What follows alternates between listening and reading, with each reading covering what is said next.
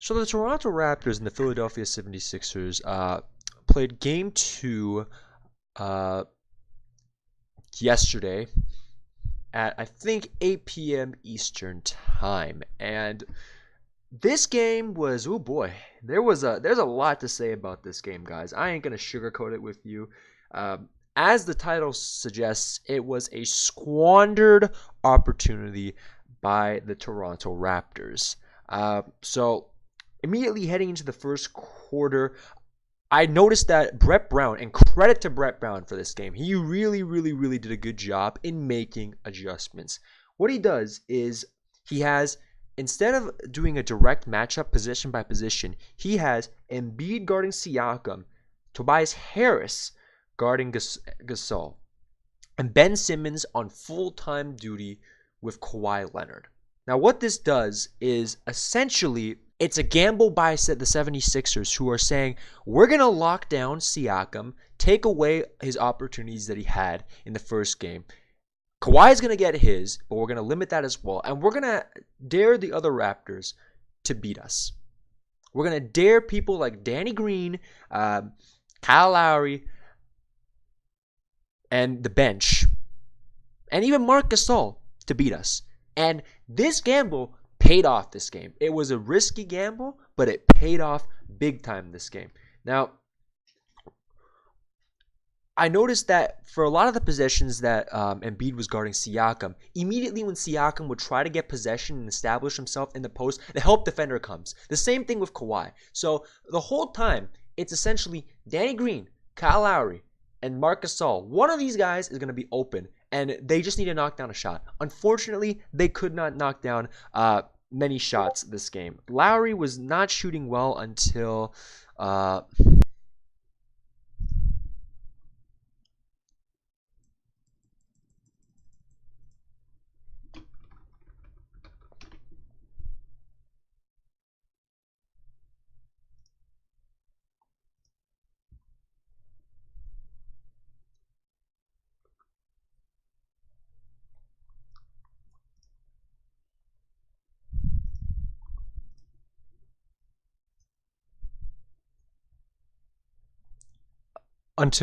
the fourth quarter. Yeah, that's when he had his back-to-back threes that really put the game within striking distance. But it just, oh guys, this was a very conflicting game because there were so many things that were done right by the Raptors in response to the 76ers, but so many things that just completely dumbfounded me. I was just like, what the fuck is going on?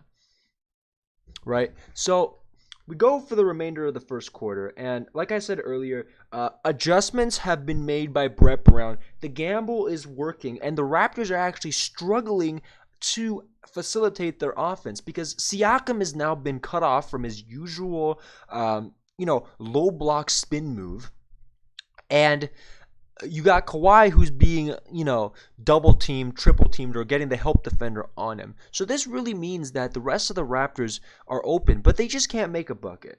And there also is another weakness that the 76ers were able to exploit this game with Greg Monroe, out of all people.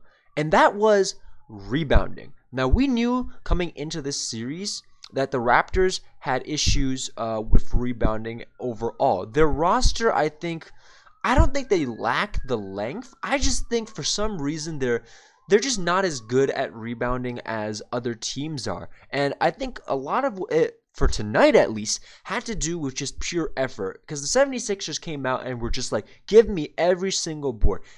Brett Brown throws Greg Monroe in there to give Joel Embiid a little bit of a breather. And this guy ends up notching 5 boards and 10 points in the first 4 minutes. Like, what? Like, he completely demolished the Raptors on the boards by himself. And that might be the answer to Gasol, honestly. Because if you're the Sixers, Gasol is a problem to Embiid because he forces Embiid to come out. Well, if Gasol isn't shooting and you've taken away Siakam's ability to, produce offense, you'll live with a Gasol 3. More likely than not, throughout every possession that Gasol had this game, he was looking to pass it before score. I mean, look at 5 points, guys. 5 points. 2 free throws, 1 off 3, right? Every time he got the ball, Gasol was looking to pass it to a cutter or to an open man. He wasn't looking to make the shots. And if the shots aren't falling and missing, you got Greg Monroe in there to clean up the glass and get it put back in. So that was really smart decision making by Brett Brown. Anyway, we move into the second quarter, and I had even more here, but I just condensed it down.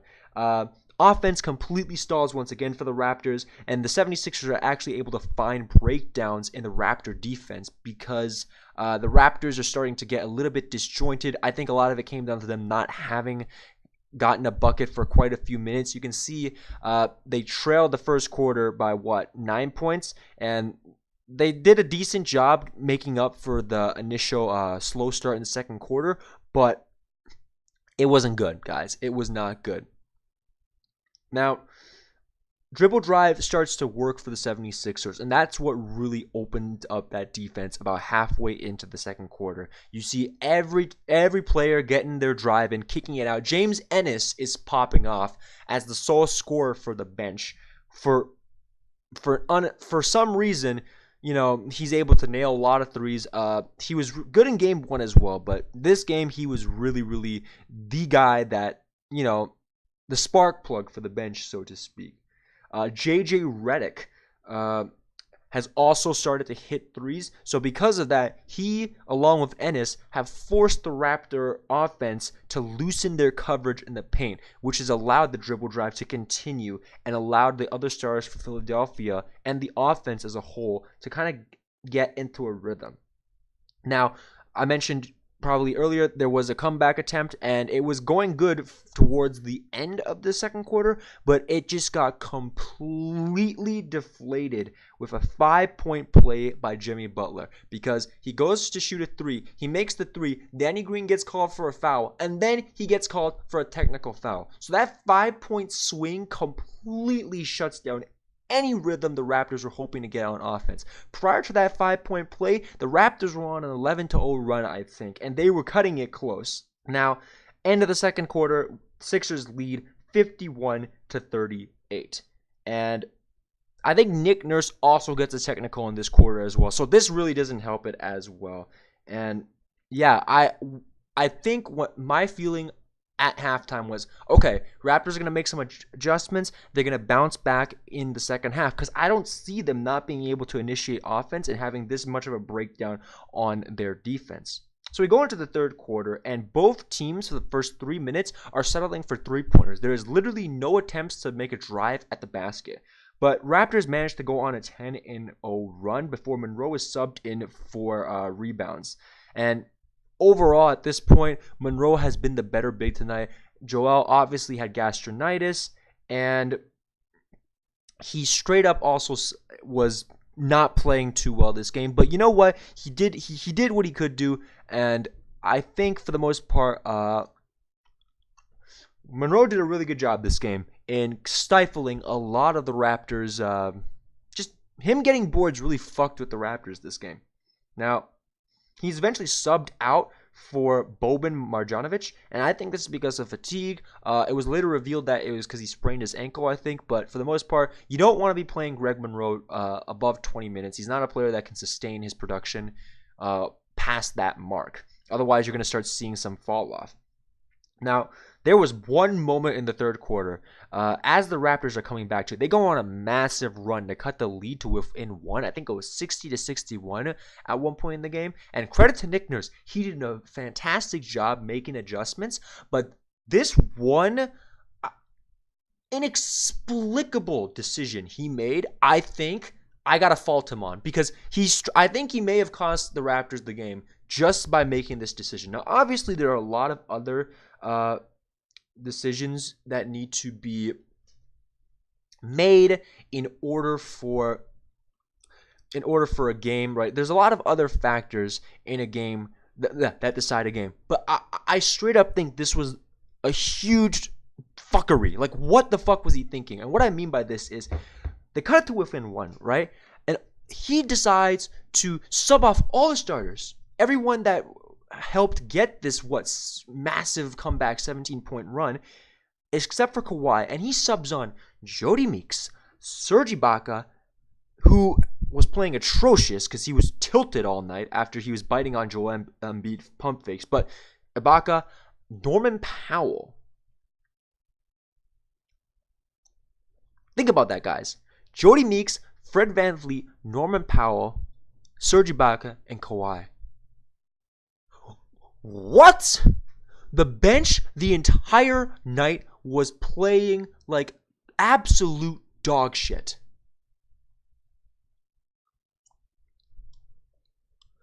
Why in the hell?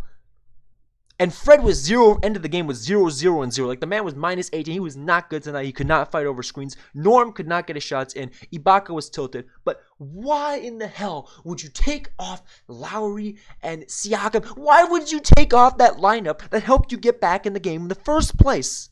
Why? What was the reason? Why? That was such an awful decision. That literally, and you could just see how bad it was, because the moment they got subbed off, the moment Kawhi got a bunch of, I don't want to say losers, but scrubs this game, because they played like absolute scrubs this game. The moment he got the scrub lineup, he was no longer able to have any help into getting his offense. And the lead went back to 8 points. Just like that. In a matter of 2 possessions, the Raptors were unable to score. The defense quality slipped up, and just like that, all that hard work, gone. Now, the mentality, I understand why he did it. I understand the thought pattern. I don't agree with it, but it was simple. I think it was because, okay, the third is coming to an end.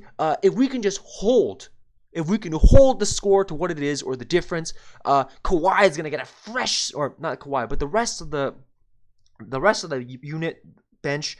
No, the rest of the stars are going to get a fresh start into the fourth quarter, and we can put Kawhi on rest so he can come in late into the fourth and take over, while that remaining starter unit, who was subbed off earlier, can push the lead forward or push the comeback. That's the essential mentality.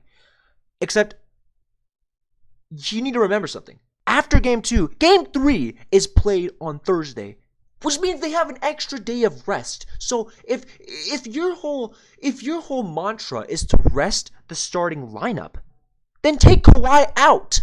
If you need Kawhi late in the fourth, take him out in the third and have the rest of the starters on to hold on. You don't isolate Kawhi like that. Because if you just don't isolate Kawhi like that. Because I'm sorry, Kawhi is a beast, but you got to give him something to work with here. You can't give him nothing, because he's not going to 1v9. That's essentially what Nick Nurse told him to do in the last 3 minutes of the third quarter. 1v9. And you know what happens? It doesn't work out, so now Kawhi needs to be subbed out for the fourth quarter and come in much later. What? Like, I understand you don't want to play your starters, Nurse, like, too many minutes, but you got an extra days of rest, and you got to win this game, because you need to demonstrate and prove to the team itself that there is some resiliency, that they can bounce back from Philadelphia's strongest punch. Can you imagine if they had won this game? What confidence boost it would have been for the Toronto Raptors. Instead, it doesn't work out. We go into the fourth quarter, right? And credit to the Raptors again, right? They do the best they can, and they actually managed to catch up due to some heroics, and from, Kyle Lowry hitting the 3 ball, Siakam's also hitting a 3. So several, threes make it, and we are down now to the final possession of the fourth quarter. And you also should note that at this point, 26 points for the Sixers bench compared to the Raptors 5. That's not going to fly. The Raptors were lauded for having a better bench, but this just proves the point. Bench don't mean shit. The Sixers ran a tight 8-man rotation that worked. The Raptors, well, they didn't have 8 men tonight. They had 5 and pieces of what would have been a 6 that couldn't score, right? Like, it was awful. But yeah, we go down to the last possession, and I can't fault Danny Green for taking this wide open 3, but the entire night, he was cold as hell. He missed 2 critical shots in the fourth, including that last possession. I'm pretty sure everyone's seen it. Oh my God, there's so many things wrong with this possession, but he misses it to tie the game, and now we're in this situation that we are, right? home court advantage has right now been taken away, and the Raptors really, really need to step it up, because this is a very heartbreaking loss. Because they managed, their defense wasn't bad. They managed to get the defense back up. It's just they couldn't make shots, and some very questionable decision making by both Nick Nurse and the players down the stretch of this game cost them, right? Why was Lowry trying to nutmeg Harris at that final possession, right? If he doesn't try to nutmeg, he doesn't have to dive for the ball. And Danny Green probably doesn't even get that shot. Someone like Kawhi is taking it, or Gasol. But instead, no, he tries to nutmeg, fails, has to dive for the ball, passes it to Kawhi. Now, when Kawhi has the ball here, I don't know why he just doesn't shoot, because the defender actually jumped like prematurely. So if he could have done, a little bit of a James Harden situation, I'm not saying kick his legs out, but shoot a three, but let the defender bump into you, he might have been called for a 3-point play. And like a foul on the 3-point line, right? Because the whole night, Jimmy Butler was kind of kicking his leg out a little bit. Now, I don't want to speculate. Maybe he was doing it on purpose. Maybe it wasn't like that bad. But the refs were calling a lot of shit tonight. And I 100% think that if Kawhi takes that shot, even though it doesn't hit, I doubt he even makes it, he's going to get 3 shots at the line. And he was solid tonight at last night at the free throw line. But for it to go to Danny Green, and trust me, that's the better shot 9 times out of 10. But he was ice cold tonight, aside from that one transition 3 he had to top off the second quarter. So yeah, this game, squandered opportunity. Great job by the 76ers. Credit to Brett Brown. His gamble paid off. And just questionable decisions, but I have no doubt that we shouldn't overreact just yet, because the series officially starts in Game 2, and it's going to be interesting to see how the Raptors respond to how Brett Brown's switch defensive assignments, because he knows that they're not going to win the head-to-head, so he's done a little bit of a, switch-ups on the lineups, and I think, hopefully the Raptors can respond. I'm still a little bit, if you can't tell, tilted by that game itself, Ibaka. Danny Green, you broke my heart, but Ibaka just, it is what it is. I'll see you guys after Game 3.